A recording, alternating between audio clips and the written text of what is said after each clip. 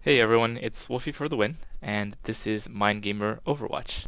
It's been quite a while actually since my last video, about 2 years if I recall, and it feels good to be back. So this is going to be part one of my comprehensive Roadhog hook guide, and in this video we're going to go over some advanced hook mechanics. I'm going to assume that you know the basics of how the hook works, and if you don't, there's plenty of videos and tutorials online for that. But anything I cover here is going to be pretty advanced stuff to really up your game to the next level. So without any further ado, let's get to it. So the first thing we'll go over today is the hook delay. And this is actually something you might have noticed when playing Roadhog, but you can't really pin it down. Here, let me show you what I mean.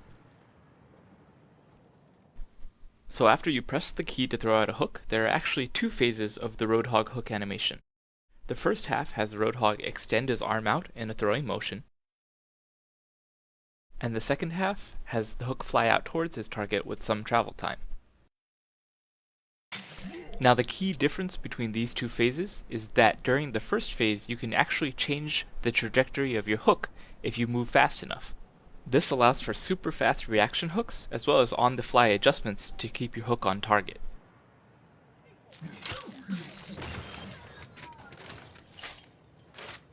Let's see that again in slow motion. Animation starts here, but ultimately the hook lands here.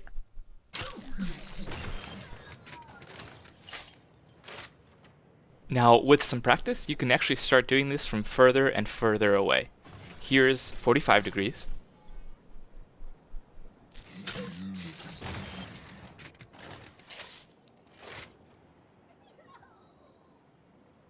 Now let's try 90 degrees.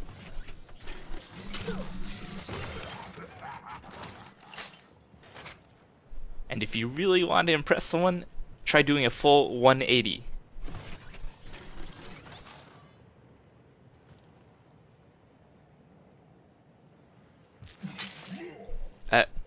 Screwed that up. Let me try that again.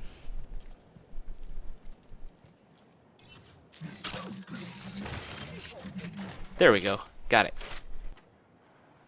Here it is again in slow motion, just to confirm that I did indeed start throwing that hook while facing completely away from the enemy.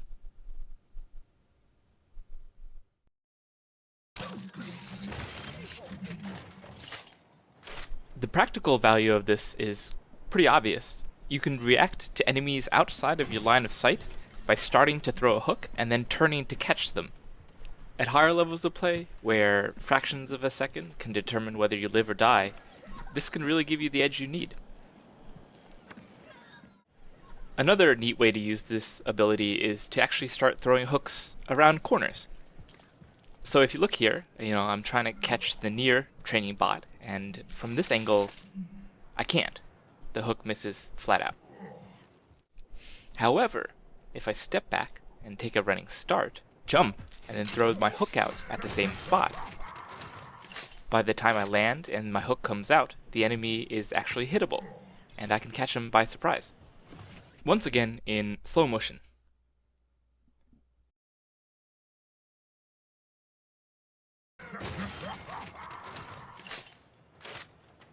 Neat, huh? Next up, hook obstruction, aka why did my hook hit the wall? So as you can see from Roadhog running around, he holds the hook in his left hand. However, the hook doesn't actually come out of his left side. If you line yourself up so that the wall is to your left but you're aiming at a distant target, when you throw out your hook, it just passes through the wall. In order for the hook to clang against an obstacle blocking your vision, your crosshair actually has to be aimed at that obstacle. Same thing goes if the wall is on your right.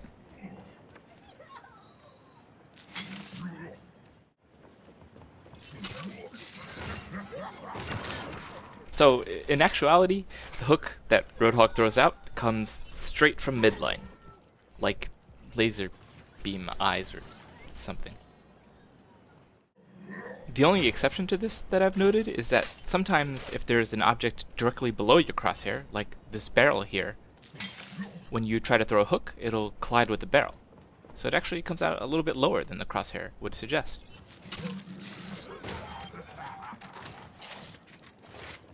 same thing happens if you try to go for a low hook while peering over a ledge, like this. And just to be complete, you wouldn't really expect an overhang to block a hook coming from slightly below.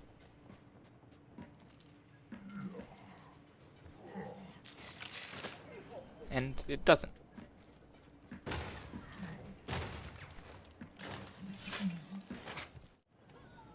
And finally, the hook hitbox. Ooh-wee. A lot has been said about this already, and most of it is probably true. The hitbox is taller than it is wide, but it is both wider and taller than you would expect for the projectile image, such that you can do things like this, where you can hook someone sort of barely visible.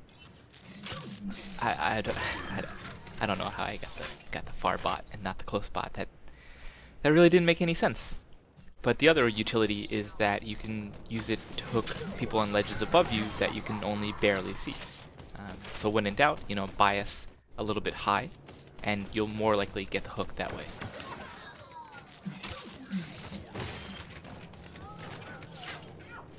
And that's it. Next up will be a series of character-specific videos showing how to get the hook on them as Roadhog, what to do after you land the hook, and, of course, mind games that you can play when you know that they know that you're about to hook them. Alright, see you later guys.